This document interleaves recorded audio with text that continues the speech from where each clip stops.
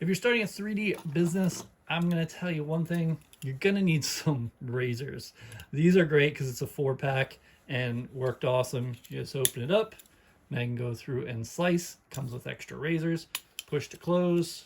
And you can also put it on here. Comes with a safeguard on the razor to start, which is nice.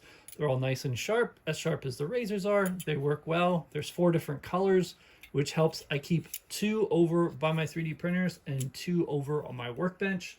So this is the red one, and then I have a yellow one here. This one hasn't been used yet, so you can see the guard is still on it, and it comes that way, which is nice.